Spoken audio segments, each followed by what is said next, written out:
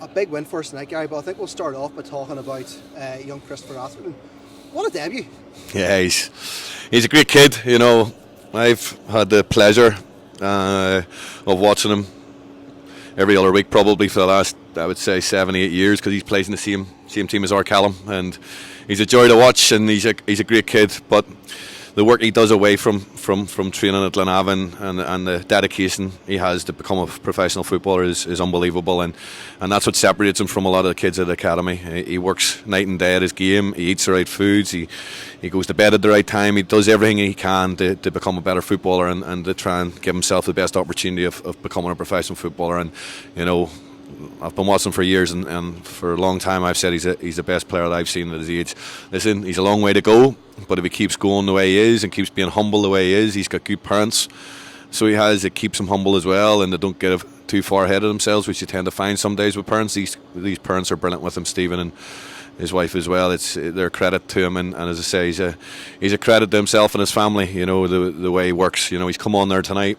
He doesn't give the ball away once in the whole time he's on. 15 minutes as a 13-year-old kid. I know he's 14 in December, but still third year in school. A lot of us at that age would have been dreaming of becoming a footballer and playing for a first team.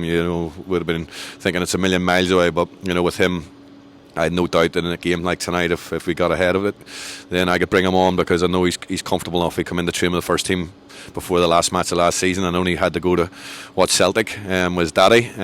He would have played in that match as well, because it was the last match of the season. At that time there was nothing to play for. We were already guaranteed 7th place, so we were planning on giving him his debut then, which would have made him the youngest ever player in the world. But unfortunately he's just going to have to settle with being the youngest player in the UK.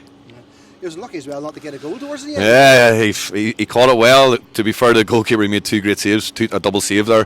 That would have been icing on the cake, because his first touch of the ball, he gets an assist. But he's just a special talent, and there's a lot of interest for him from cross channel clubs, and I'm not surprised. I'm not surprised one bit. Honestly, it's a one thing that you go away from there tonight and fills you full of joy and pride, because we started this academy and he's been there from the start, from his 4 or 5 years of age, and he's progressed right through, and he just gets on about it. You see, he's a quiet kid, but he's confident in ability, and when he's on that football pitch, nothing phases him, and he's fear nothing. And it's great that as I would say, when we started that phase of the academy from 6 years of age right through, it's lovely to eventually get one to come right through from that age and play for the first team. In terms of the match tonight, obviously you want the boys who played tonight to take it seriously. You want to progress in the competition. You've done that. You'll be pleased with how clinical we were tonight in front of goal. Yeah, I wanted goals, and I wanted a clean sheet, and I wanted the right attitude, and we got all 3 tonight. From the start of the game, we started well.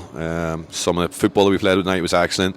We played at a high tempo, and we moved the ball quickly. And as I said, we've struggled against teams like this in this competition and other competitions in years gone by. And I said to them, we can't do it. We have to step up to the plate and step up to the mark and go out there and treat it the same way as we treat all our games. And thankfully tonight the team that took the pitch did so, and they deservedly come off with 6 goals. They probably could have got more, and they've kept a clean sheet, so we're delighted with that as well, because we want both sides of the game, and we got that. But as I said, even when we went down to 10 men at the end, we're still moving the ball and still creating chances and everything else. So it was pleasing from my behalf.